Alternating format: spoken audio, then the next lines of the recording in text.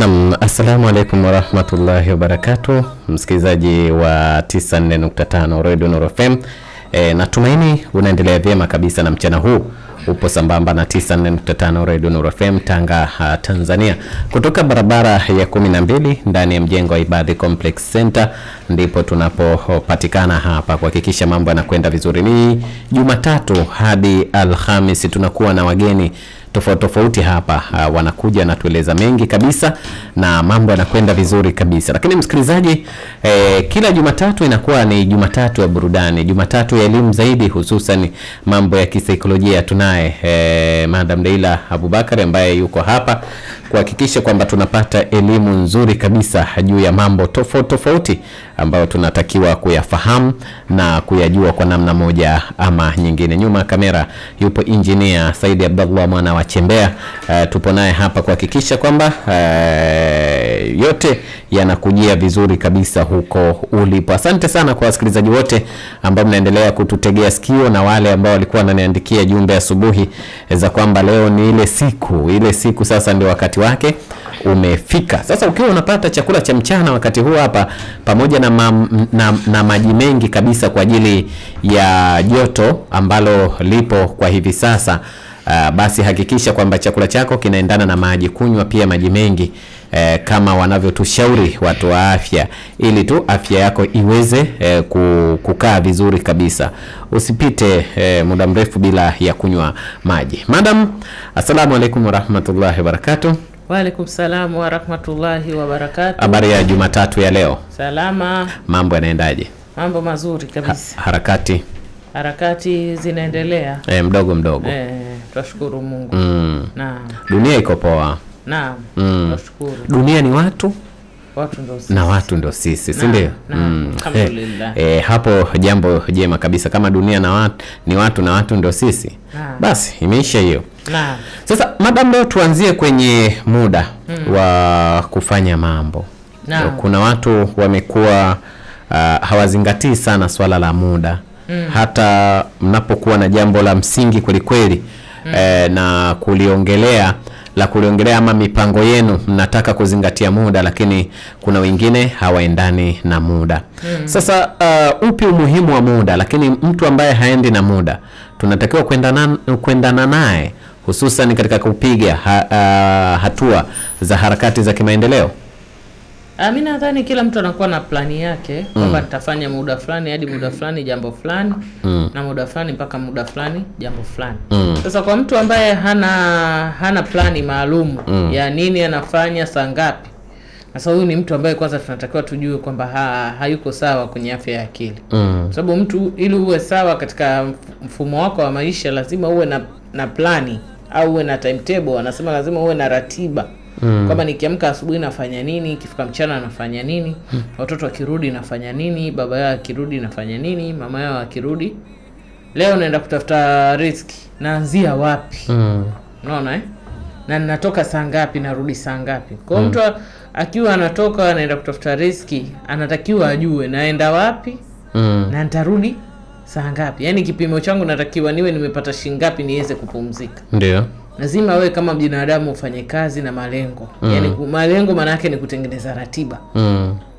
Sasa kama sisi tutakuwa tunapanga ratiba na wewe unakuwa upange ratiba, maana yake kwanza uendane na sisi. Kwa sababu sisi matarajio yetu ni tofauti na matarajio ya kwako wewe. Unafanya kazi huna focus, sisi tunafanya kazi tuko na focus. Kwa hiyo tuseme ni kama kifo na usingizi, hatuwezi kuwa sawa. Ukiona wewe una focus, uwepo naye hana focus, ujue ndio maana yake ni hampo sawa, hamuendani. So kumlaumu wala kumwambia kwa nini wewe hauko hivi, maana yake ni utafute ambaye ana focus kama wewe. Sasa kwa hiyo muda una uwezo pia wa watu wanatakiwa kufahamu nini kuhusu muda? Muda hausubiri, muda hauendi au rudi. Hauwezi kuipata jana. Hakuna kitu kigumu katika dunia hii kama kuipata jana. Jana ishapita. Huwezi kusema nitakula jana. Huwezi kusema nitakula nitafanya kazi jana. Nitakufanyia sijui mabadiliko jana. Jana ishapita. Ulionayo ni sasa na kesho. Kwa jana kishapita imepita. Sawa, hairudi. hairudi. Na isahau pia. Na wakati hamsubiri mtu. Na wakati ni ukuta. Ukipita, umepita. Waliofanikiwa huwa wanatumia zaidi muda wao katika ratiba kuliko wasiofanikiwa. Hii inatokana na kwa nini? Mara nyingi unapotaka kufanikiwa lazima ufanye vitu ambavyo watu hawafanyi. Yaani ukiwa unataka matokeo tofauti lazima ujiulize, kwa nini mimi nimekuwa nikifanya kitu over and over and over na sifanikiwi? Kwa nini hakuna mafanikio, hakuna mabadiliko kwenye mambo yangu unayofanya? Ndipo utakuja kugundua kwamba unachokifanya ulikuwa unakifanya hivyo hivyo kwa miaka 60. Haya sasa ushajua, rekebisha basi. Siku zote wewe ulikuwa ukifanya vitu kutumia nguvu. Anza kutumia akili basi. Uone kwamba hayatabadilika mambo yako. Ndio. Lazima ufanye kitu tofauti na ulivyokuwa unafanya tofauti. Yaani ukiwa unataka matokeo tofauti, lazima ufanye vitu tofauti. Kama ni wewe ni mtu wa kupata bahati mbaya, unatakiwa ujue namna gani utaweza kuepuka bahati mbaya.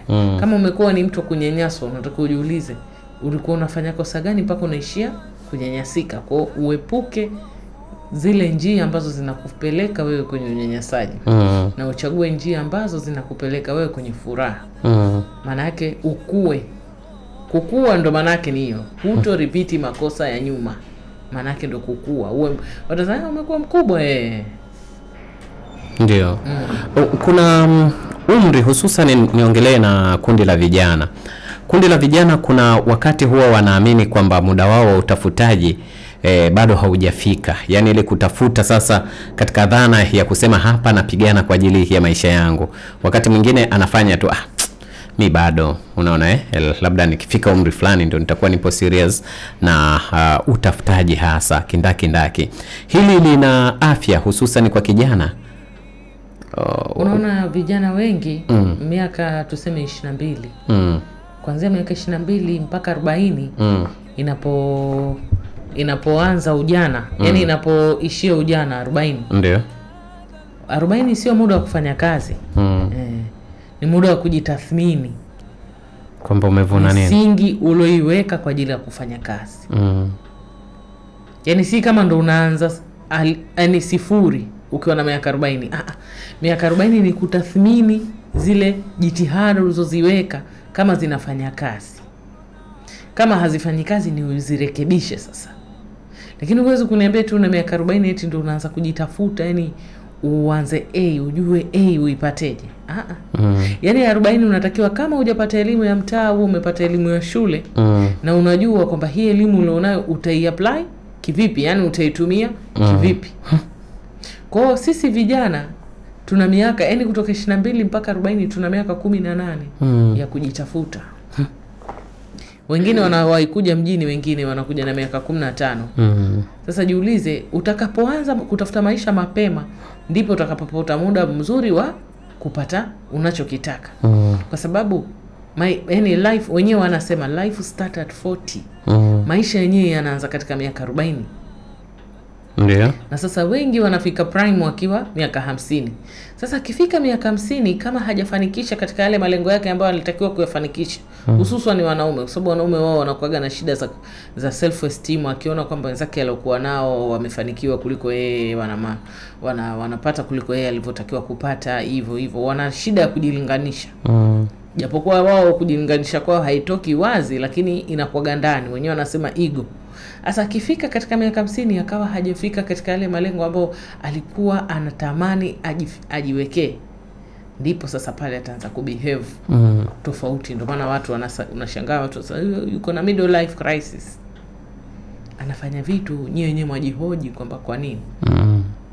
Alafu mwingine labda atakuwa hajapata, kwa anakuwa kama hivyo tapeli, wengine wanakuwa gawezi, wengine ndio wale wanaitwa yaya, anapakukaa hana kazi yake ni mtapeli hivyo. Kwa wengine unajikuta yeye ndo amekaa na vijana kwenye mtaa, anawahimiza vijana kubeti. Unaona? Sasa unauliza wao wote wako na level atakuwa wajukuu wako, mbona wewe ndo unawafundisha fikra hizi wakati wewe ndo unatakiwa watoe katika fikra hizi? Sasa unaona wao watu wameingia kwenye crisis haiji kwa bahati mbaya. Na crisis inakuja baada ya wewe kushindwa kutumia wakati wako vizuri. Palipokuwa na fursa unashindwa kutumia fursa, because sasa uko na nguvu. Wajua ukiwa na nguvu za kukaa asubuhi kutwa nzima hujakula, lakini umri ukishakwenda kuna time huwezi kusurvive mpaka umekula. Sasa jamaa mmoja juzi akasema, mimi watu wananiambia kwamba nina bahati, nimebahatika. Ushafahamu, Mungu amenijalia, lakini mimi si kama nimebahatika. Haya ni matokeo ya dua. Jamani, ninasali mimi. Si kama nimepata tu, ni sio bahati, ni kazi. It's not luck, is work. Yani unatakiwa uweke energy nyingi sana katika kufanya kazi hadi yale maombi yako yanakuja kuwa halisi. Ndio sasa watu wanasema umepata bahati. Sijapata bahati. Hamkuniona wakati nalia, hamkuniona wakati na kesho usiku mzima mpaka nimefikia haya. Kwa saa nyingine jamaa wanaweza kukuona tu huyu amefanikiwa, lakini hawajui siku ngapi hujalala usiku kwa kutafakari kwamba nitoke vipi. Ama hawajakuona mara ngapi umevuta milango iliyoandika sukuma. Yaani ile milango imeandikwa vuta, sukuma, wewe unavuta. Hawajui. Hawajui mara ngapi umekaa kwenye kiti cha kupotezea muda. Wajua kile kiti cha kupotezewa muda, umekaa katika kiti cha kupotezewa muda wasubiri appointment. Mara ngapi hawajui umepiga simu kuhoji. Pia hali. Usisahau. Hawajui. Kwa hivi vyote hivi ni kazi. Watu wanafanya kazi, watu wamejitoa muhanga. Kuna mtu wajua kabisa nikienda atanidhalilisha, lakini bado unaenda na unamuomba na anakudhalilisha, lakini hukati tamaa, unarudi tena. Sawa. Na hebu tuende kidogo kwa wasichana. Sasa sijui niseme ni wasichana ama wanawake. Wakifika umri wa miaka 18 kwenda mbele bado tunaita wasichana? Okay. Sawa. Kwa upande wa wasichana, kila mmoja anakuwa na malengo yake, lakini wengi wao huwa wanakuwa na malengo kwamba nikipata kitu fulani ndipo nitakaporuhusu kuolewa. Je, hili ni sahihi? Kwa sababu tunafahamu mwanamke huwa hatafuti, mara nyingi huwa anatafutwa, na kama ni posa zinakuja hivyo kwa kutafutwa, lakini sio yeye ambaye anajiamulia kwamba mwaka huu nitaolewa. Kuna mtu mmoja nilikuwa naongea naye jana ananiambia hati mimi sijitafuti lakini natafutwa, ndio maana mpaka leo nimefanyaje, sijapata ndoa. Sasa nataka nijue kuna umuhimu wa mwanamke kujiwekea mipaka ya kusema mimi siolewi mpaka nifikishe ndoto zangu 1 2 3.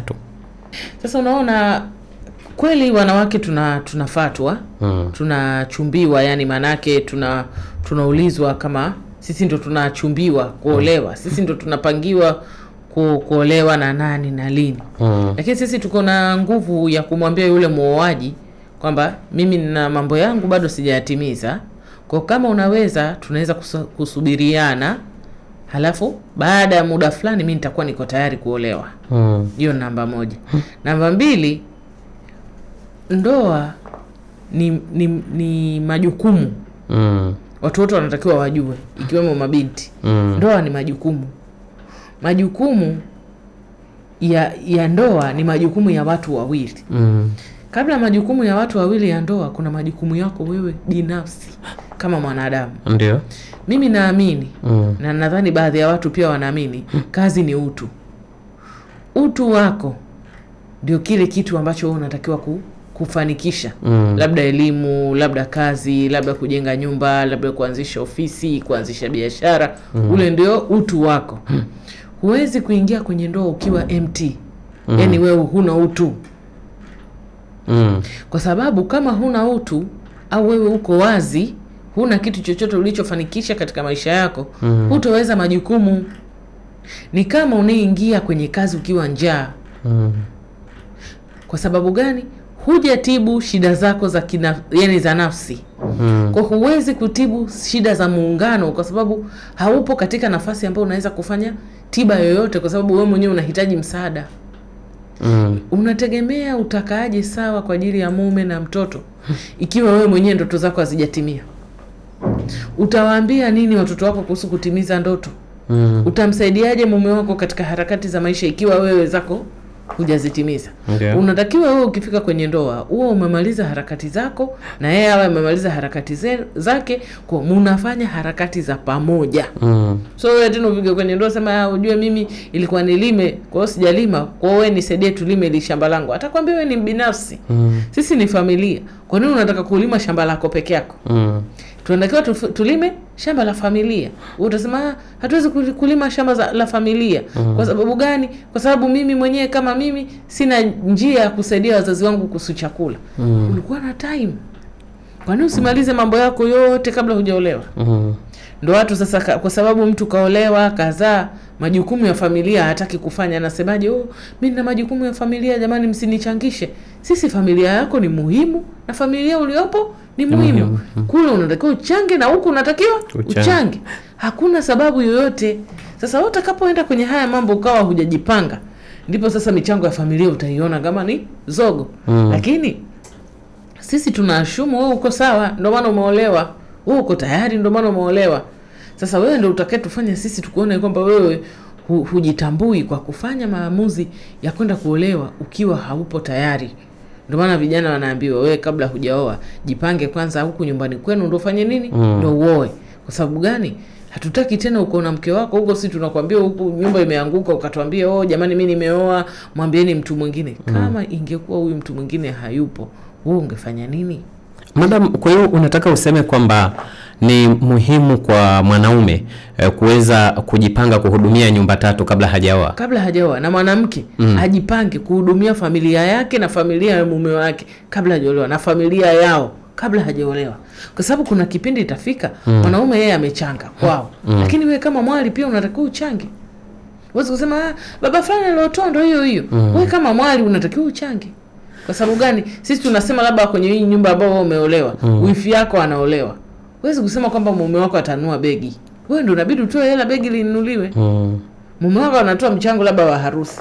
Wewe mchango wa begi utakuhusu wewe kama wifi mtu. Ndio. Kwa hiyo haya ni mambo ambayo wewe huwezi kuepuka. Na huwezi kuwa eti wewe kila siku unamwambia mwanaume ambaye anatakiwa labda alipie hela ya mafundi eti akupe hela ukanunue begi. Nipe, tunaenda kuandaa begi la biharusi, sisi ni dadako, wewe nipe. Wewe kama wifi mtu una mchango gani kwa wifi yako? Mimi kama kaka yake nimeshatoa. Wewe kama wifi mtu una mchango gani? Okay. Kwa hiyo ni muhimu sana. Naam, muhimu. Ni muhimu, sawa. Kuna licha ya kuona umuhimu huo, kuna baadhi ya wanaume wamekuwa wakiwaambia wanawake kwamba wewe kubali kuolewa na mimi na hayo unayotarajia utakuja kuyafanya kwangu, hakuna tatizo lolote juu ya hilo. Asilimia kubwa huwa yanayeyuka baada tu ya kuolewa kwa mwanamke huyu. Kama ni mshahara anaweza kalipwa mwezi mmoja, alafu inaobaki anaambiwa ngoja hivyo. Inakuwa imeisha hivyo.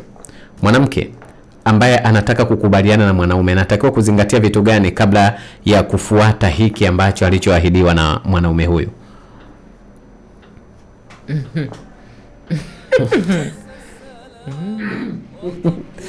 Unanichekesha. Watu si wanakoga wanatokea. Wewe unamwaminije mtu anakuambia maneno akiwa na tamaa?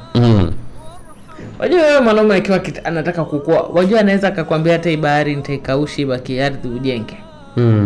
Akiwa anataka kukua mwanaume. Utapata hadi za kuihamisha bahari ya Shamu akuletea hapa kwenu Tanga. Sasa unamwamini mtu kama huyo, mtu ambaye yuko desperate? Nyinyi mmeshaona wenzenu walioamini wamefika wapi. Hii ndo kama hivyo anavyosema Mr. Hati. Mwezi mmoja utalipwa, baada ya miezi tena utapewa sababu, sui nani kafa, sui nani kamenza shoka. Wewe mwenyewe jitahidi, wewe mwenyewe ufike ukiwa uko tayari. Wengi sana mnanyanyaswa, mnapigwa, hamna hata nauli za kwenda nyumbani. Kazi yenu kutishia tu na kusema utaniacha. Mshajifunza. Yaani mimi tena sitakiwi kuja kuongea sasa hivi. Elimu iko wazi. Kila sehemu mitandao ya kijamii yote inatoa elimu bure. Sisi wenyewe hapa tunawafundisheni bure. Yaani kama mpaka sasa hivi watu hamjajipanga, hamjajijua kwamba utu, yani kazi ni utu, basi jamani. Lakini mimi nawaambieni, ikiwa kweli nyinyi mnataka kumaanisha kwamba kweli mtalipwa, hawa watu wanaoahidini hivi vitu basi waviweke katika maandishi. Mwandikishiane kwa wanasheria. Wapo watu wa watu na wagongeni muhuri, mnalipa, mnapewa karatasi yenu kwamba huyu jamani kaeka hadi leo kwamba atanilipa mimi mshahara. Naomba ya maneno yake anayosema aiweke kwenye maandishi. Asaini pale kwenye maandishi kwamba mimi nitakuwa namlipa mke wangu mshahara kwa mwaka mzima kila mwezi shilingi 35,000. Mimi kama bwana mkubwa fulani nimekubali. Hivyo. Sawa. Madam, kuna watu huwa wanawapenda, yani kwenye wawili wenye mahusiano kuna mmoja anampenda mmoja zaidi ya mwenzake. Na hili ni jambo tu la kawaida. Hamwezi upendo haujawahi kuwa sawa hivi. Yani kuna mmoja tu atakuwa amempita mwenzake. Hilo ni jambo la kawaida. Sasa nataka nijue kwa mtu ambaye unampenda zaidi na mawasiliano kukupigia simu mara kwa mara hana, unatakiwa kutumia mbinu gani ile hali wewe unahitaji labda mawasiliano ya karibu zaidi ya mara kwa mara, ama ndo unatakiwa uachane na hiyo kitu kwa sababu yeye labda anakuwa yuko busy? Na kuna wengine wanasema hivi, hakuna mtu yuko busy kwa mtu ambaye anayempenda. Unaona sasa, sijui labda mimi niko tofauti na watu wengine, lakini mimi naogopa kubebesha watu mizigo. Kupigana mara 2 au 3 kwa siku sinatosha? Inatosha. Kupigiana kupiga mara 1, message mara 2 labda. Yaani mawasiliano ya mara 3 kwa siku au mara 2 si yanatosha? Mbona hayo ni marahisi sana. Sasa wewe unapotaka kila saa tu chati, ndio shida itakapoanza hapo. Kwa sababu kama mimi ukiniuliza sijui hata nataka nini, lakini singetamani nichekiwe kila saa yani. Singetamani. Kwa sababu natamani niwe na mtu ambaye atanisaidia watoto wangu wawe na furaha yani. Kwa sidhani kama mtu kama huyo atakuwa na muda wa kunitafuta kila mara. Kwa sababu nataka yani by the time watoto wangu akiingie yani wamekuwa na furaha kwamba angalau tumezaliwa na huyu baba yani. So watoto wangu wakae waseme tulikosa nini mpaka tukapata huyu baba. Kwa hiyo yani sitarajii mtu kama huyu ambaye anatakiwa kwenda mbio mara 10 zaidi yangu mimi atakuwa na huo muda. Sitarajii na sitaki. Yani sio kama sitarajii tu, pia singependa. Sasa kama unaweza kuwa unaona kwamba kuthaminiwa ni kupigiwa simu mara kwa mara, hii karne 21 maana yake utakiwa uishi karne ya 16. Kwa sababu mimi nawajua watu ambao walikuwa wanapigiana simu mpaka usiku wa 8. Na sasa hivi hata wakionana hata wasalimiana. Kata wewe. Siwezi kukata. Acha katike yenyewe. Ikifika saa 6 kamili itakata. Sasa hivi hata wakionana hata wasalimiana. Kwanza wanaitana majina mabovu. Yaani sipendi kutengeneza mazungumzo ya milele katika matarajio ya yani tuseme ya maigizo. Wajua hakuna mtu anaweza kuongea na wewe masaa 24. Hakuna. Na hakuna stories za kupiga kila siku tuongee lisaa. Hakuna. Tutaongea kuhusu nini? Labda kama tunapeana feedback ya kuhusu kazi. Lakini eti kuongea tu kuhusu mapenzi. Masaa 2. Mimi pia nakupenda sana. Yaani kijijini kwetu kulikuwa kuna kwa nini unaongea sana hivi? Ina maana kesho hutaki kuamka kwenda kazini. Mbona unaleta dalili za uvivu? Hutaki kuwa na muda hata wa kuongea. Mimi nimekutumia list ya vitu ninavyotaka, kama ni kuhakikisha kwamba vimepatikana au kunipa maagizo nani atafanikisha vipatikane. Alafu uendelee. Unatakiwa uwe busy sana kwa ajili ya watoto. Huwezi kukaa hapo umepoteza muda. Mimi singependa maisha hivyo. Kwa sababu mimi ninatarajia kwamba kwa sababu wewe kwanza umenitoa kwetu ukanichukua niongozane na wewe. Yaani ule ni upendo. Kwangu unanitosha. Na kama hujaruhusu mimi humo ndani niulizwe kitu chochote. Hii ni ishara yangu ya mara ya pili kwamba unanipenda. Na kama hujawahi kufanya jambo lolote la kunifanya mimi nikasirike. Hii ni ishara yangu ya 3 unanipenda. Hata usipopiga simu, wewe make sure tu mimi siombwi kitu humo ndani. Siambii sui nini. wewe utimiza majukumu yako yote. Piga simu mara 2 kwa siku. Jamani vipi uko, mpo? Hai, tuko hai. Jamani hai, sawa jamani, kazi njema. Najua nimeona watu hapa wanapendana sana, na mimi nikakukumbuka jinsi ambavyo tunapendana, tukiendelea hivi tutafika mbali. Sijui nini, nakupenda sana na kuhitaji sana. Kwanza mimi sijui mimi ninaumwa, kwa sababu mimi nikiona mtu ananipa maneno mengi najua tu ni muongo. Sipendi maneno mengi. Sijui, au labda mstahatibu niambie labda mimi ni mgonjwa. Kwa sababu mimi utakaponiandikia tu haraka yani.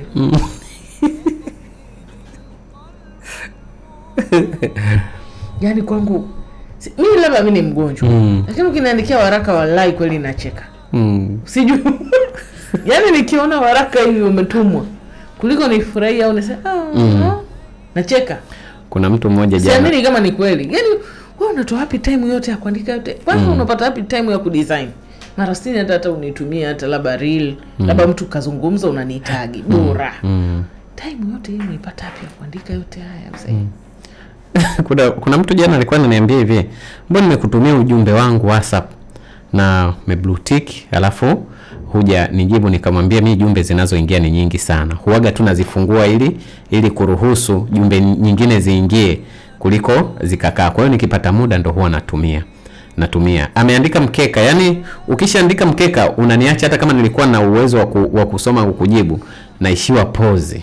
Sasa ina maana ni mimi na wewe wote tunagonjwa labda. Kwa sababu mimi mwenyewe yani mikeka sio vitu vyangu. Yaani wewe ukitaka mimi nisome mkeka mrefu, maybe umetuma proposal, umetuma project ambayo tunataka kufanya kazi, au umenitumia list ya vitu ambavyo unataka kuninunulia. Yaani hapo nitapay attention. Lakini eti mkeka jinsi gani? Mwanzo mara nyingi mikeka ambayo nimekutana nayo ya watu ambao wananionyesha, ukicheki hivi ni AI. Mingi sana imeandikwa na AI ile mikeka. Kwa ikanitengenezea mimi kwenye akili yangu kwamba hakuna mtu mwenye akili ya kudesign mkeka isipokuwa ataenda AI. Na usije ukajifanya kwamba eti wewe yani mimi sijui, labda nimevurugika, lakini au labda huku nimezoeshwa vibaya, lakini mimi huku niliko siamini katika mikeka. Siamini. Hasa mtoto wa kiume. Siamini kama uko na time ya kuniandikia mkeka. Sasa kuna mzazi mmoja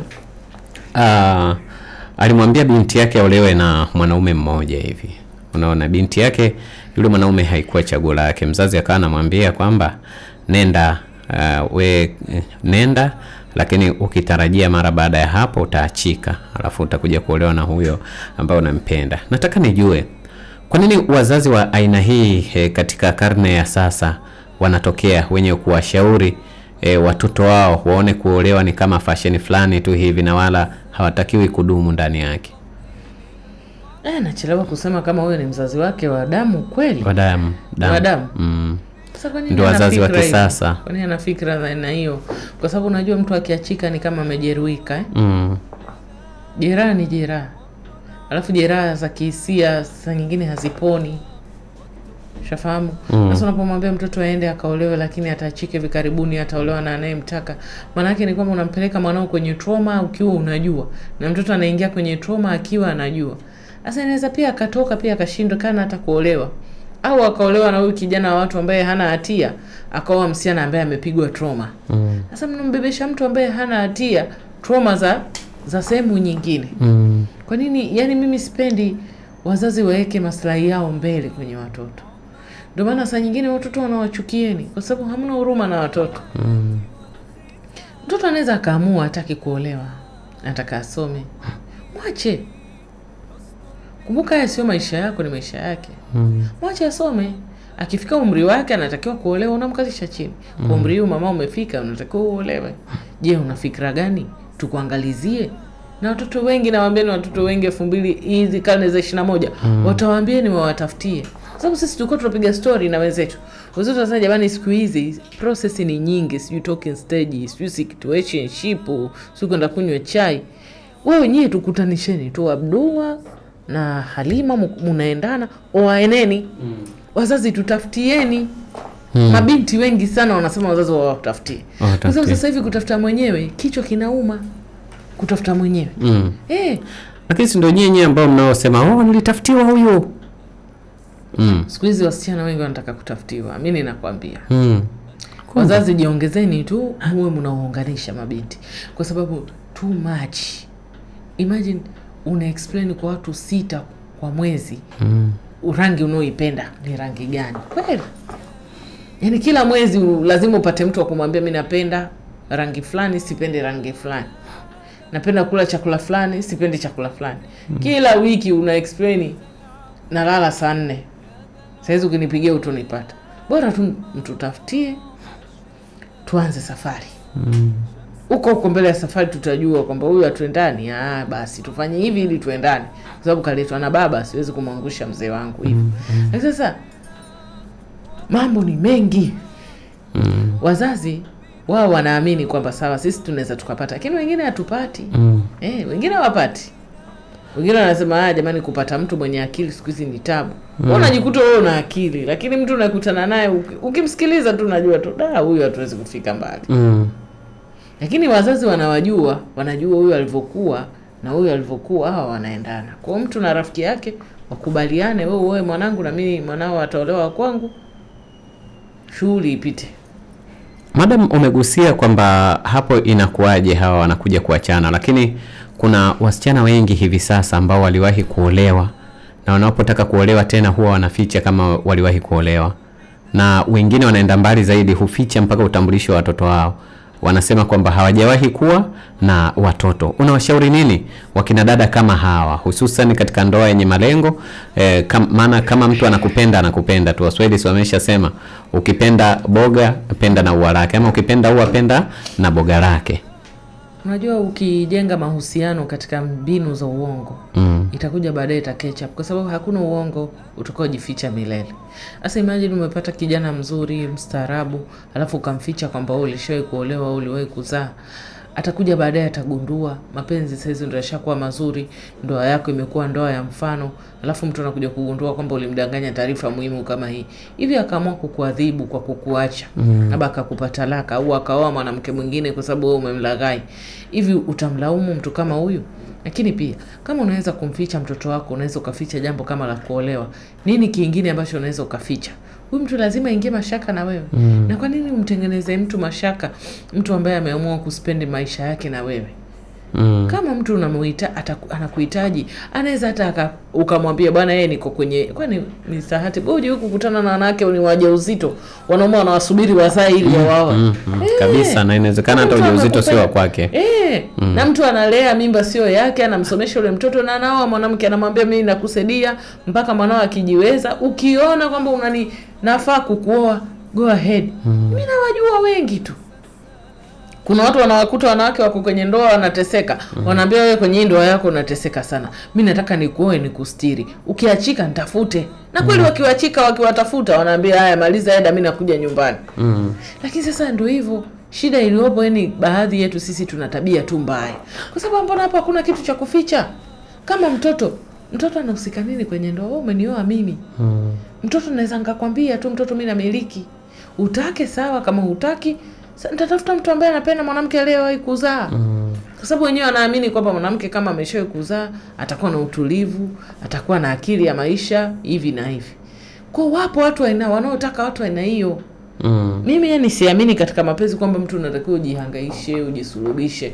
Kama mtu amwendani utapata mtu unaendana. Yaani Mungu hawezi kukuumba tofauti eti hivi. Amekuumba hivi kwa sababu anajua kuna mtu kama wewe. Kama wewe upendi kupigana simu, ukikutana na mtu anayepiga simu, mwambie mimi siwezi kupigana simu mara kwa mara. Napenda mtu anafanya kazi. Kama maisha yakimshinda, ataondoka, utakutana na mtu anayepiga kazi na kupiga simu kwa kiwango. Shida tulionayo sisi ni kwamba eti atuamini kwamba huyu Mungu aliotuletea huyu anaweza katuletea mwingine. Yaani hiyo ndio shida tunakutana nayo. Na vitu hivyo haviwezekani. Mungu anajua unachohitaji na lini unahitaji. Watu wengi sana wanakuja kwenye maisha yetu kama mafunzo. Sasa sisi hatujui, tunajua hii ndo ndoa. Kumbe kaja pale kukufundisha. Jinsi ya uvumilivu, jinsi ya mawasiliano, jinsi ya kuwa mtu mwema, jinsi ya kuwa mtu mstaarabu. Lakini wewe unaona huyu kaja hapa kwa ajili ya kunipenda na ndo atanioa.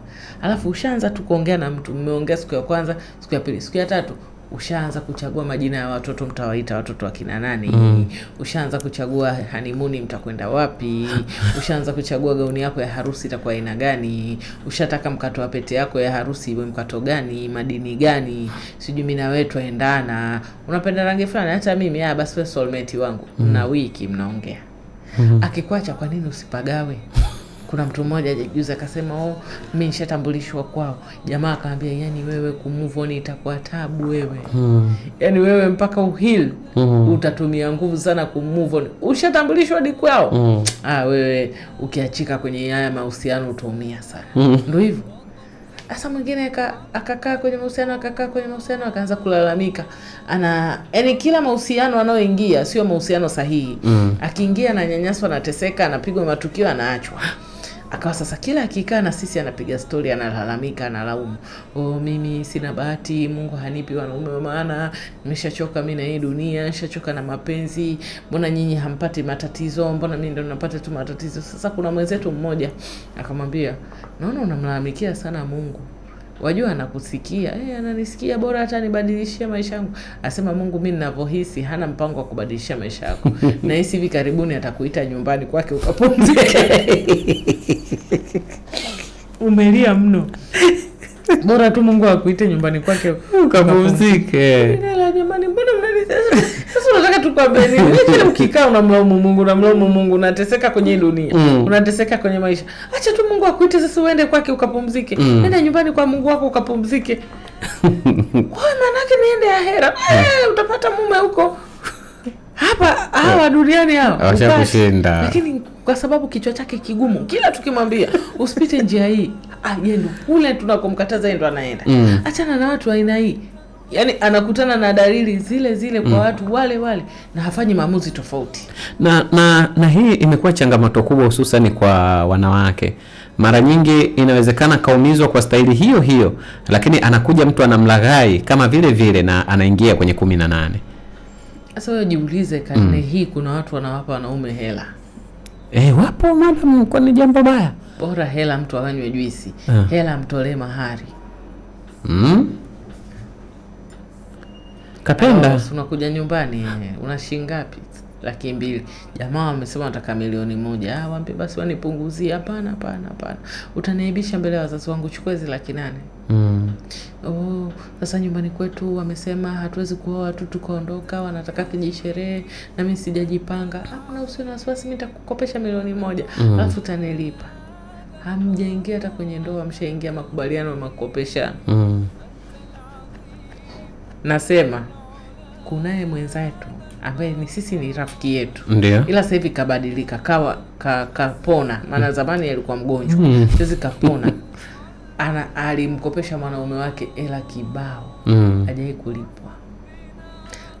Haulipwi zile hela dada. Hutokaa ulipwe. Na wapo wote ndoani. Hata hajulikani alipo sasa hivi. Ila sasa hivi kapona. Sasa hizi yeye sasa hivi kapata mtu mzuri ambaye hakopi kwake. Lakini subra. Yani dada zangu nawaambieni, kama unakopesha nuia sadaka. Hautokaa ulipwe. Kwenye mahusiano utokaa ulipwe. Yani kila ukikopesha kumbuka jinsi ambavyo ulikuwa ukimkopesha mamako, ukimdai na kwa huko ndani holi. Yani unadai hela kama hii. Kasikia tulikuwa tunaongea na mtoto wa dada yetu. Mama kamkopa elfu. Mama kamkopa mjukuu wake. Kaambia nipe hiyo pesa nitakurudishia tukisafiri. Mimi sitaki yangu kuchenchi. Akampa bibi yake hela. Wamefika safari. Ananifuata. Auntie, bibi namdai. Nikamwambia kwa hiyo mwambie basi anipe hela yangu. Nikamwambia mimi nikamdai mama. Wewe kamdai wewe ni bibi kwako. Asema mimi sitaenda auntie, nitamwanzaje? Nikamwambia mimi mwenyewe ni mama yangu, sijui jinsi ya kumwanza. Ndio. Sasa tunakula, mimi nikairusha tu hewani. Jamani, mbona bibi kama ulichukua hela ya mjukuu wako hujailipa? Asema nilijua tu. Lazima umwekee fikra ovu. Mimi nimemwekea nilijua tu. Lazima utamwekea mtoto fikra ovu. Ndio. Fikra ovu nimemwekea mimi mama, wewe ndio umechukua pesa ya watu. ilibadilika sasa kutoka discussion mpaka mimi hapa nimekuwa mwovu mpaka nimemkumbusha mtoto amdai bibi yake. Ndio mtoto kunitoa sasa pale kimasomaso anti asija kalaumiwa. Asema bibi mimi ndio nimemwambia anti akudai. Maana mimi naona haya. Ambia uendelee kuona haya hivyo hivyo. Watoto wenye haya ndio watoto wazuri usinidai. Sasa wewe kila ukimkopesha mwanaume hela, pita piga picha wakati unamkopesha mamako. Sasa tubuje kumpa mamako hela kagoma kukurudishia. Hiyo kawaida tuna. Ndio ukimpa mpenzi ukuta hayo. Na mara nyingi huwa akitaka akisema nimkopeshe huwa nampa tu. Wala haida haja. Ndio unaotakiwa. Yaani kama wewe una uwezo wa kumpa mwanaume hela bila kudai, bila kumforce ya kupokelea simu yako unapotaka, bila kumforce kwamba asichiti awe na wewe tu, toa hiyo hela. Lakini kama unataka umpe mwanaume hela, alafu umcontrol, simu usiongee nao, au usiwe nao. Sitaki uwe na marafiki wanawake. Sitaki utoke hapa bila kuniaga. Kama unajijua wewe ni control freak, unapenda kucontrol, usiwape wanaume hela zako. Wewe tulia tu. Wewe pendana bure. Sawa. Pendana na mikopo. Kuna limekuwa kama ni wimbo wa taifa hivi. Kwamba nataka kumuoa fulani ama nilikuwa nataka kuolewa na fulani lakini fulani hivi sasa hanipokelei simu yangu. Hivi kuna haja tena ya kuanza kuuliza kwamba hampokeleani ama ndio katika wakati wa uchunguzi kaona kwamba hufai. Na kwa nini usipokee simu? Nataka nijue hapa. Pa kwamba mlitafutana mkaelewana, mkaambiana kwamba mnataka kuoana. Alafu mmoja kati yao hapokei simu. Ni kwamba ameshaona dalili kwamba hamfai, na kwa nini asimwambie tu ukweli unakuwa hapokei simu? Kuna watu hawezi kusema kwamba sikutaki kwa sababu utamuuliza kwa nini, uanze kulia, uanze kumuomba asikuache. Au kuna mtu alikuwa amegombana tu na mtu wake. Kwa kuwa anatafuta mtu wa kupita naye tu. Kwa hiyo kapita kamaliza akarudiana na mtu wake. Na kuna mtu mwingine wala alikuwa atakuhitaji. Kwa tu anataka acheki aliomo yamo. Na kuna mtu mwingine alikuwa ameboeka. Nimeboleka, ngoja nitafute demo wa siku 3. Kwa hiyo kisha pita hivi ndio imetoka. Mwingine alikuwa anatafuta mtu tu wa kuchati naye siku 3. Maana kaboreka au anemtaka amtaki, kwa wewe kidogo unampapatikia akakutaka. Kachati na wewe kaona umpi vibe kaachana na. Lakini muhimu ni lipi sasa?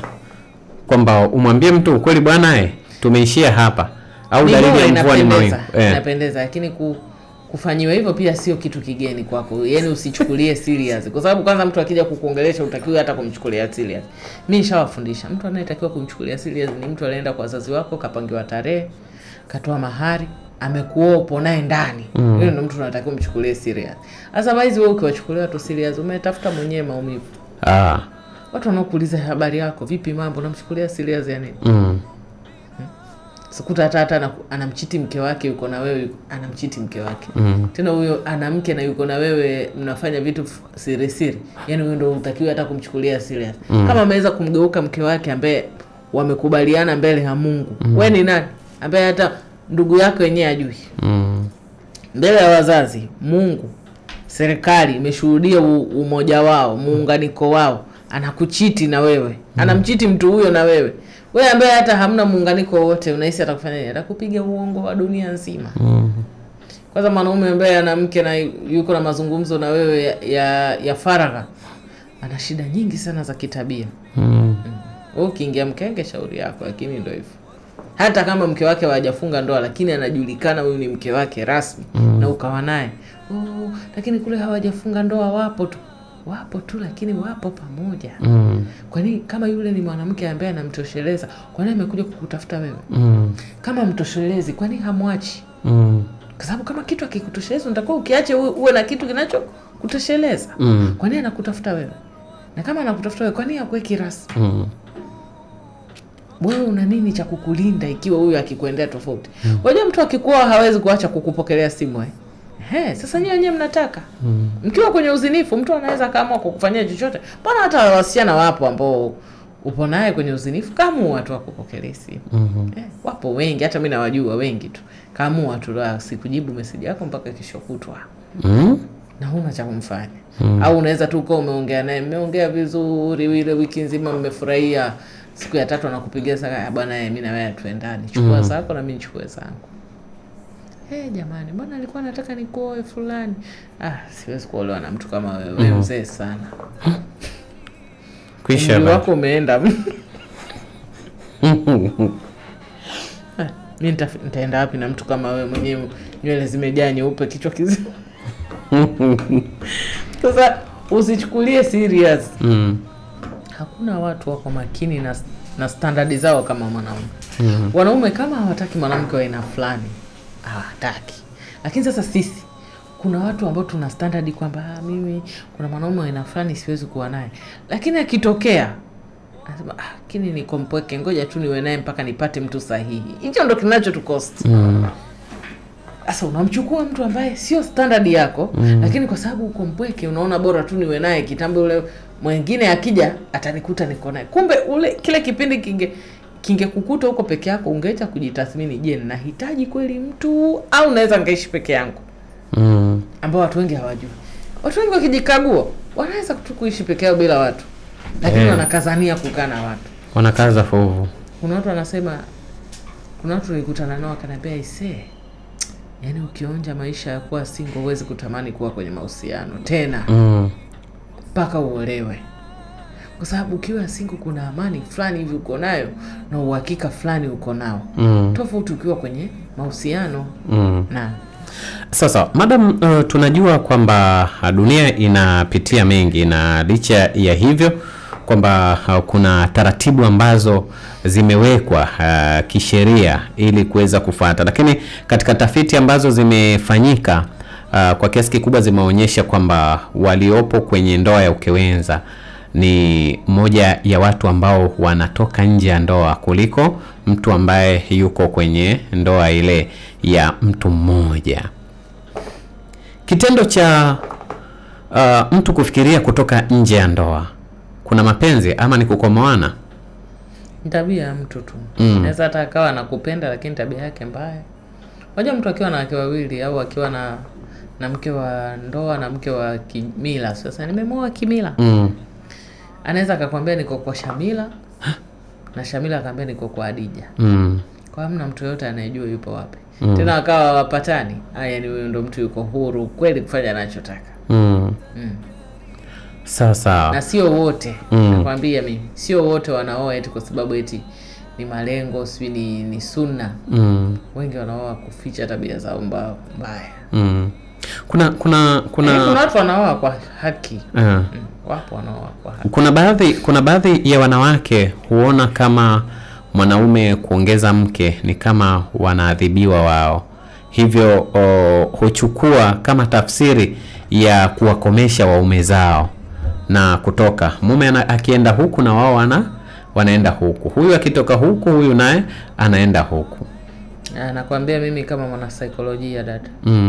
Mume wako ndio mgonjwa, wewe huna shida yote. Yeye ndio ana shida ya mwanamke wa pili. Kwa sababu yeye kama mwanaume anaona kwamba yuko wazi anahitaji mwanamke mwingine. Wewe uko timamu, timilifu, ndio maana unaona kitu kimoja tu kimekutosha. Yeye ndo ana shida ya mwanamke wa pili kwa sababu mmoja hamtoshi. Sio kwamba wewe utoshi. Yeye anaona kwamba wewe humtoshi, kwa anataka awe na watu wawili. Anataka stress 2, visirani 2, kero 2, kuulizwa maswali mara 2, kuwekewa gubu 2. Kwa sababu wanawake wana tabu na wana mitihani.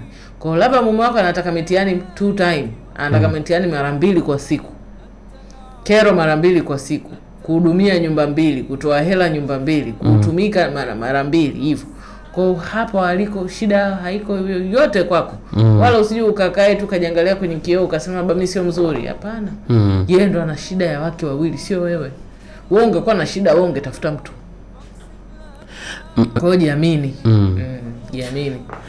Madam, kuna desturi hivi sasa imeanza kujijenga hivi kwamba wachumba wakiwa wanaelezana ukweli, kuna mmoja kati yao huhisi anadanganywa. Unaona inawezekana nikamwambia mtu kwamba mimi mathalan sina nyumba, alafu akawa haamini. au mimi naishi kwenye chumba kimoja na nimepanga lakini nalala chini, mtu anakuwa haamini huyu mwanamke. Watu wanakuaga ni wanawake. Hawaamini juu ya yale ambao wanaambiwa na wachumba zao. Na wakati mwingine huona kama ni mtego. Sijui ni mwalimu nani ambaye amewaambia kwamba mwanaume akiongea inawezekana tu anakutega ili kukupima, kwa sababu ameshaonyesha nia ya kukuoa. Kwa hiyo wanaona kama ni mtego. Wanakubali kila kitu. Inawezekana mume akamwambia kabisa, mimi nina mtoto, nilishazaa na mwanamke mmoja, lakini huyo mwanamke sijai kumuoa na mtoto. Lakini mtu anachukulia kwamba huyu ananitega. Unaona akimwambia kwamba mazingira yake halisi ya nyumbani, kwamba mimi bwana hata umeme bado sijaingiza nyumbani, hakuna hiki wala hiki. Sasa kwa nini wanawake wanakuwa hawaamini ukweli lakini wanapenda kuamini uongo? Yaani ni shida za afya ya akili Mr. Hatib. Kwa sababu gani wewe huwezi kuambiwa ukweli alafu ukaukataa? Ndio maana unaona mtu anakubali, mtu anaambiwa mimi nakuoa wewe kama mke wangu wa siri. Tutakuwa mimi na wewe tupo siri. Nitakupa mahitaji yako yote unayoyataka kama mwanamke. Nitakupa mahitaji yako yote unayoyataka kama mwanamke. Lakini naomba iwe siri na naomba usizae. Umeona hiyo arrangement? Hiyo arrangement ni typically starehe. Kama uko tayari kufanya starehe, poa. Lakini kama unataka na wewe unaposti mwanaume status ili uringishie wenzako kwamba mnadhani sina na mimi naye. Kama na wewe unataka mtoto kwenye maisha, arrangement hii huitaki, haikufai. Kwa sababu wewe bado unahitaji mtoto. Utamwambia samahani Abdullah, lakini mimi ninahitaji mume wa kumposti status na mume wa kunizalisha. Tafuta binti mwingine. Sasa wewe unapoolewa na Abdullah, unatakiwa ujue yale aliyokuambia mwanzo hayawezi kubadilika kamwe. Ukija kumbadilikia Abdullah, ukamwambia sasa nataka kuweka status, sasa mimi nataka mtoto, ujijue kwamba utapata tabu sana. Nakwambia hivyo kwa sababu gani? Wapo wanawake wengi sana wanatafuta. Wanaambia sisi tuliolewa siri. Sasa hivi mimi nataka aniweke wazi, hataki. Namwaliza, namwambia mwanaume aliyekwambia siri anakuwa siri. Ujue huyo ni siri mpaka kiyama. Aamue yeye kukutoa hadharani. Sio wewe uanze kumpigia makelele. Ulikuwepo na wanaume option nyingine ya kukuweka hadharani. Mbona wale hujawakubali? Mimi nijua anatania. Hawatanii. Hawajui utani wao. Na kama akikwambia mimi nitakuoa lakini siwezi kukuhudumia, muamini. Usipende kuwa na, yani mwanaume anakuambia fikra fulani, wewe unakuwa na wewe na maana yako. Unasema atakuwa kamaanisha hii. Hawezi kuwa amemaanisha hivyo, kamaanisha hivyo hivyo ulivyomsikia. Na hata akikwambia mimi huwa napiga sana wanawake. Wewe naye mimi sitakukasirisha mpaka unipige. Anapiga tu, hata kama hujamkasirisha anapiga tu. Sometimes anajisikia raha tu kukupiga. Sasa wewe mtu akikwambia jambo lake, msikilize. Kama kuna mmoja alitaka kumwoa rafiki yangu, mimi ni Muislamu na kupenda sana lakini nina shida moja, akaulizwa una shida gani? Na kunywa pombe. Rafiki yangu alimblock. Mimi sitaki mwanaume mnywaji pombe. Siwezi kuwa naye kama unakunywa pombe. Na mwingine naye sitaki sigara. Sigara inanikera. Kwa kuliko niwe na wewe nianze kukuambia uache kuvuta sigara, bora nikuache utafute watu ambao wanapenda sigara. Ndio hivyo. Mtu akikwambia kitu chake muamini. Na hata kama atakuwa amekupima, muamini. Yeye mwenyewe baadaye ndio ajakwambia bwana yeye pale niliongea kama kukupima lakini mimi nyumbani nayo. Utamwambia basi nataka unithibitishie kwa sababu sasa hivi umeniweka katika sehemu ambayo mimi sikuamini. Na pia mkiwa na watu, waambie ni watu wazi. Mimi nataka mtu aliyojipata. Nataka mtu ambaye tutakuwa nafanya naye challenge. Tutakuwa tuna record content. Nijiashue mbele ya rafiki zangu kwamba wewe unanipenda. Kwa hiyo ujiandae mume wangu kila siku nitakuwa nakuweka mtandaoni. Ndio akwambie mimi nataka kukaa mtandaoni au la. So mnaolewa na wanaume mnawashikisha magauni. Mume wangu tangazie hili gauni, wanaume watu washika gauni. Gauni hili jamani, bali gauni hili jamani, mke wangu anasoma gauni. Mtu anaheshimiwa huko, ni katibu wa watu sehemu, unampa gauni anauza. mume wangu jamani, nataka nitengeneze content ya mtu anempenda mke wake. Naomba uongee kabla pale mwanzo pale tunatongozana. Mwanaume wa watu huyo na heshima zake na mvi zake. Mke wangu nakupenda sana. Watu wanamwangalia. Jamani kamishna tunakuheshimu. Kumbe hizo ndo kazi zake. Mwingine sijui mume wangu mimi najisnap nikiwa chooni. Kwa hata naweka hapa mimi nitakuwa na kusnap. Huyo anasnapiwa. Chifu, wewe kweli ndo unasnapiwa uko hapo chooni na mkeo? Acha tu wanawake yaani mimi ninapata kesi za wanaume kibao. Wananilalamikia, wananiambia mtu wangu mimi ananiweka mtandaoni mimi sitaki. Mara niweke mtandaoni eti sijui ananinyoa nywele, sijui ananimasaji kichwa, kanaweka mtandaoni. Mimi nimemletea maua, yeye ananiweka mtandaoni. Asante sana mume wangu kwa maua jamani. Hakuna mume bora duniani kama wewe. Asema mimi nimechoka madamu. Kwani kuna shida gani? Siku hizi wanawake mna shida gani? Yaani zote hizi ni shida za afya ya akili Mr. Hatib. Labda mtu awe amekubali kwamba hii account yetu ya mtandaoni tunapata hela, tunalipwa kutokana na hivi vitu. Kwa hiyo tunatengeneza maudhui kwa ajili ya kuweka. Au basi newaili labda mara moja kwa miaka. Labda unapika na yeye uko pale mnapika. Mnaweza mkichukua tu kama labda mnataka kuamini yeye mwenyewe labda anasema bwana yeye nataka watu wajue kwamba mimi niko na wewe Lela. Hebu niweke. Sasa mtu unaweza kusema ngoja leo nimweke hata akiwa nafua nimweke, au akiwa hapa jikoni uaga huyu anapenda kukamua nazi. Ngoja nimweke pale akiwa anakamua nazi. Mtu hata hajataka, wewe ndio unamforce mtu wa watu. Kaa hapa nataka nichukue content. Jamani mume anatunzwa namna hii Mume jamani analelewa na au amekuja sijui wapi huko umejifungua. Jamani tafuteni wanaume watakao wathamini mkizaa jamani huyu ni kamishna jamani. Anaheshimika. Sisi tunamheshimu huku. Una mara umemvalisha bata avae bata. Wengine wanawavalisha sijui kamvalisha sijui ile kofia ya Santa, avae Santa. Aisee mnapitia, aisee poleni. Lakini sasa na nyinyi kama mtaki semeni. Au pale waambieni bwana mimi nakuoa, lakini mambo yako vituko vyako mimi sitaki. Maana sisi watu wanaambiana bwana mimi shughuli zako wewe fanya, mimi sitakiwi kuhusika kwenye shughuli zako. Labda nije kukusupport.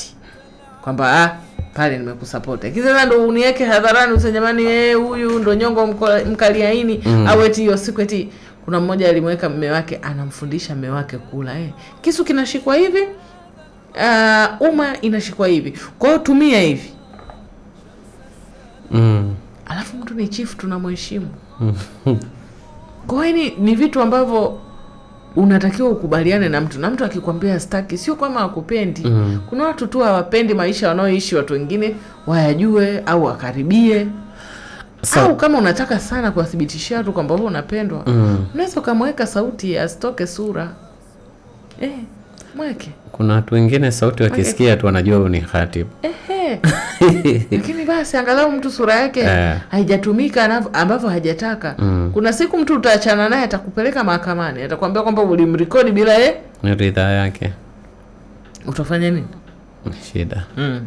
Sasa madam tukibaki hapo licha ya kukubali uongo na kukataa ukweli, lakini pia kuna swala ambalo naona kama linakuwa sugu hivi sasa katika jamii ya wachumba. Wachumba hivi sasa wamekuwa baada tu ya kuchumbiana wanataka kwenda kuziniana kabla ya kuingia huko, na wengine ndipo uchumba unaishia hapo. Hili lina afya kwa wachumba. Unajua mtu anaoa ili apate mtu wa kumsaidia, mtu wa kugeuza nyumba yake chumba chake kuwa nyumba kuwa home. Sawa, a house to be home. Mtu wa kumsaidia apambanie maisha yake. Sasa ukianza kuvifanya hivi vitu kabla hujaolewa, mtu haoni muhimu wa kukuoa. Ushatimiza. Mimi nataka mke. Lakini wewe kama girlfriend unaishi na mimi kama mke wangu. Nakuoa ya nini? Mbona tayari ushanipa ninachotaka? Nitatafuta mwingine sasa ambaye hajanipa ninachotaka nimuoe. Sasa yenyewe mwajitakia. Kama mtu kashakuchumbia, kwani imebaki nini hapo ili muishi pamoja? Kitu kidogo tu. Kusubiria amalizie, akuchukue. Kwa nini nafikiri wenzenu hawataki kuwa na wanaume? Wanataka. Lakini wanatafuta heshima zao. Mtu akikuchukua ukiwa mrahisi hivyo atakukutreat, atakukutreat kirahisi. Lakini mtu akikuchukua ukiwa na heshima zako, atakutreat na heshima zako. Naam. Penda watu wa kuheshimu yani. Kuna wengine huwa wanashawishi sana kuhusiana na hilo swala. Kuna mtu anasema hawezi kuingia ndoani kwenda kufanya majaribio. Huyo ni mwanadada. Anasema kajue yaliomo yamo. Yaliomo yamo. Shauri yako. Hapo kuna riski, unaweza ukayaona lakini ukapigwa kibuti baada ya hapo. Au ukayaona alafu ukapata magonjwa hapo. Mambo ni mengi. Mambo ni mengi. Na kwa nini ujenge taasisi takatifu kama ndoa kwenye uzinifu yani? Kwa nini? Uko na option. Ukiingia ukiyakuta ambao yaliomo yamo. Je, unawaka gani kama ni wewe au yeye ndio utakuwa na matatizo? Je, ukikutoa wewe ndio na matatizo, utataka na wewe utalekezwe? Na je, kama mwanaume angekuwa ni huyo amebaki kwenye dunia, ungekuwa na option gani? Na kwa nini uwe na option wewe? Option zako zinatakiwa uwe utu. Kama utu umeona huyu mtu amekidhi sifa za utu, inatosha. Haya mambo mengine ya mwili sio nini. Mtu anaweza kawa yuko kamili gado na akapata ajali ya pikipiki akavunja kiuno akawa amelala kitandani. Utafanya nini? Ushaolewa. Unacheza na Mungu. Mungu kuna mipango yake. Unaweza kushangaa jambo limetokea, mwenyewe unashangaa kwamba jambo hili limetokea vipi. Na huwezi kufanya maamuzi yoyote. Kwani utazuia nini? Hata kama ukijua utazuia nini, utabadili nini? Sawa.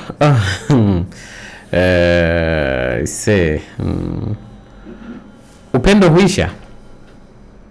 Amna, upendo hauishi.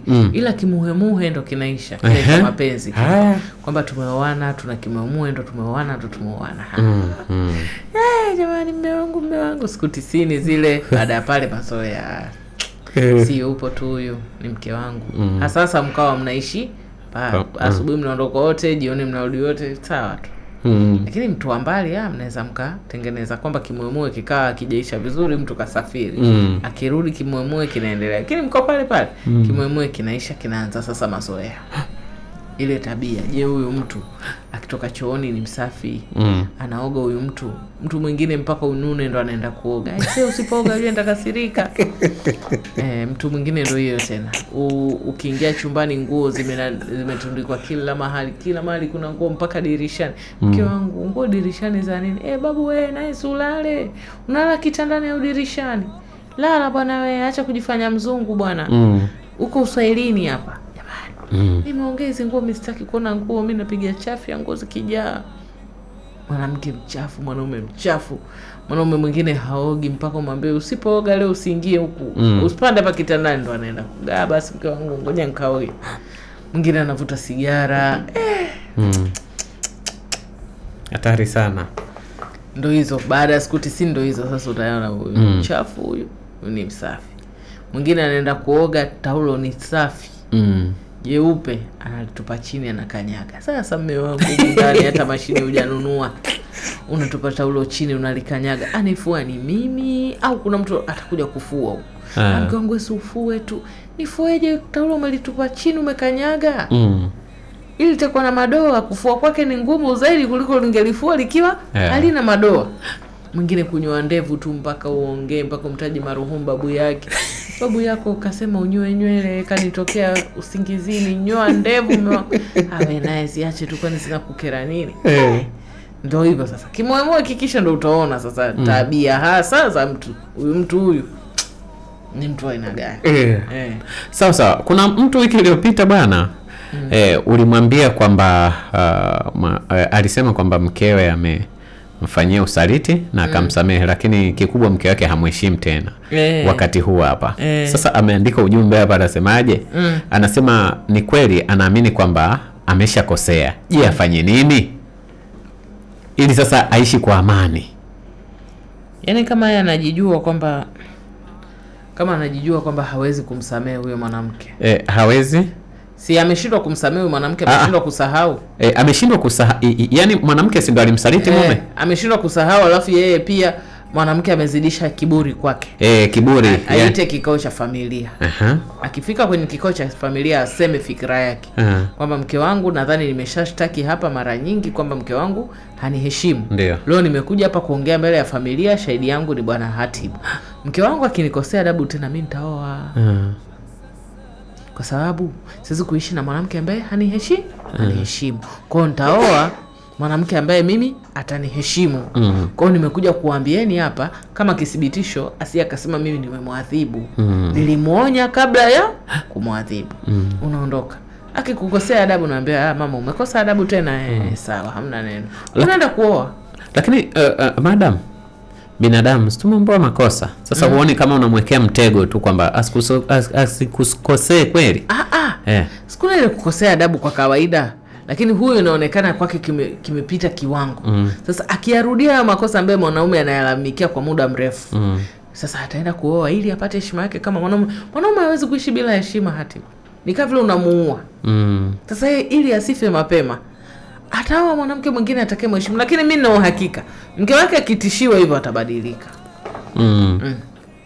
Lakini kama ameshaonja asali huko si ndo vile vile. Najua, lakini yani yeye ile kumsamehe baada ya kusalitiwa ndio ilikuwa mbaya. Kwa sababu mtu kashaona uwezi kumfanya kitu chochote. Sasa hivi atumie staili hiyo ya vitisho kwanza. Akiona vinaendelea aoe. Hata yeye mwenyewe self esteem yake itarudi, ile confidence yake kama mwanaume itarudi kwa sababu atapata mwanamke ambaye atamsikiliza. Sawa. Madam, muda wetu unatutupa mkono sana. Labda leo unatuachaje hasa? Na washauri jamani, wana wazazi, acheni kuambia watoto wasome tu watalala wakimaliza kusoma. Sisi toka tumemaliza kusoma wazazi hatujalala mpaka leo. Tena bora hata tulivyokuwa shule tulikuwa tunalala. Sasa hivi na huu utu uzima ndo hatulali kabisa. Kila tukilala tunashtuka kodi. Sijui taka. Waambieni tu watoto wasome kwa bidii ili watengeneze maisha yao ya kesho waweze kujitegemea. Msiwalaghai kuambia kwamba ukimaliza kusoma utalala. Hatujawahi kulala. Kwanza sisi wenyewe wa umri huu maskini, kama tutaletewa zile ese tena tuandike athari za kukosa hela. Kama mimi naona nitapewa mabooklet 3. Kwa wazazi tusidanganye, na wale watu ambao wako shuleni wanaoungaga mkono education is better than money. Acheni na hiyo emotion, nitafuteni emotion nyingine. Madam, kwa emotion nyingine. Zimepitwa na wakati. Better than money. Sasa hivi hapa tumejua zote ni better. Money is better, education is better. Kwa mnavozidi kusema education is better than money ndio inazidi kukimbia. Kuna jamaa anasema jamani nimeenda mahali nikaangalia hali ya maisha nikasema ulaaniwe umaskini. Umaskini hautaki kabisa kuwepo kwenye hii dunia. Maskini mbaya sana. Mbaya mno. Kwa msiseme tena. Yesemeni education and money is better. Sawa. Jamani mmesikia. Ili tupate zote. Madam, mtoto mwenye uelewa hafifu shuleni. Mzazi wake ananiambia kwamba mara nyingi amekuwa akiitwa shuleni na kuweza kuelezwa juu ya mtoto ambavyo maendeleo yake yanaenda. Na kila mwaka unapofika mwaka wa kuvuka darasa, mtoto huyu lazima walimu waseme arudie darasa. Unaona? Lakini ukiwauliza walimu, ukienda ukaongea nao, wanampeleka mbele. Lakini hivi sasa yupo la 3 na wamemwambia wazazi kwamba huyu hawezi kwenda darasa la 4 kwa shule ambayo anasoma. Ina wanafunzi kama 89 hivi na yeye ameshika nafasi ya 56.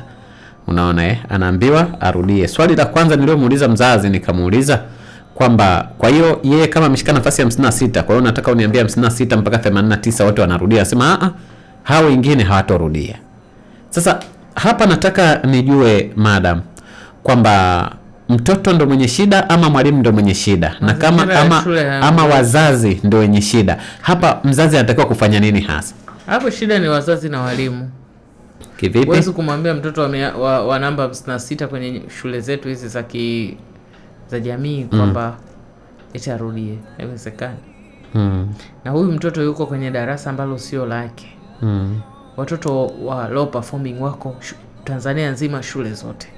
Lakini wanafundishwa. Hata sisi tumetoka huko. Wanafundishwa mpaka wana perform. Kwa sababu gani? Kwa sababu sasa hivi elimu imebadilishwa. Sio teacher centered tena, ni student centered. Yani yenyewe ni kusoma kwa wanasema ni kusoma kwa kupata maarifa mapya kutoka kwa wanafunzi. Sio mwalimu mtoa maarifa. Siku hizi wanafunzi ndo watoa maarifa. Kwa mwanafunzi yeye ndo anatakiwa ajibu na aelewe kitu anachofundishwa. Sio wewe umueleweshe. Yeye ndo aelewe. Kwamba siku hizi sisi hatunachi. Sisi siku hizi tuna impart. Kuimpart knowledge maana yake ni kuwezesha ile knowledge iweze kupatikana. Sasa hatuwezi kuwezesha sehemu ambayo haipo. Kwa kama mtoto tunatakiwa kumwezesha hana kitu, inatakiwa tumuingizie mpaka awe nacho tuweze kuwezesha. Kwa kama wewe unafundisha student centered, kwa nini mwanafunzi useme kwamba huyu mwanafunzi atakiwa arudie? Na maana wewe kama mwezeshaji umefeli kuwezesha maarifa yatoke kwenye kichwa chake kuja kwenye reality. Yani utoe mafikra hapa ije katika daftari lake. Cha kwanza. Cha pili, kama watoto ni 80, mtoto wa 56 anatakiwa arudie, lakini hawa nyuma wote hawarudie. Na maana kuna fikra ambayo mwalimu yuko nayo zidi ya mtoto wake. Labda humuingizi tuition, anataka umuingize tuition humuingizi. Na alilipa mara baada ya kwenda anasema miezi 6 iliyopita alienda akaitwa. Akauliza walimu tufanyeje, akasema mlipie shilingi 5,500 kila mwezi. Wamekula hizo 5,500 na hakuna mabadiliko yoyote. Ndio sasa yeye itabadilishe shule au endelee kuwapa 5,500. Kuna watu ambao hawana maadili. Ni wachache katika walimu, wengi wana maadili, lakini walimu wachache wako hivyo. Either hamishe shule na yeye awe attention na mwanae. Akiwa anafundishwa, angalie mwanae anachofundishwa ni kitu gani. Shule ni watu watatu. Una stakeholder watatu shuleni, mwanafunzi, mwalimu na mzazi. Lazima kila mtu atimize wajibu wake. Mtoto ashatimiza wajibu wake kwa kwenda shule. Wewe wajibu wako ni kuangalia anachofundishwa shule. Na wajibu wako kumfuatilia mwalimu anachomfundisha mtoto wako akiwa shuleni. Sasa kuna walimu anaweza katimiza wiki mtu mwalimu hajaingia darasani. Sasa huwezi kumlaumu mtoto wa perform. Kumbe labda anafundishwa mara moja kwa wiki. Nani atafundishwa mara moja kwa wiki ya perform?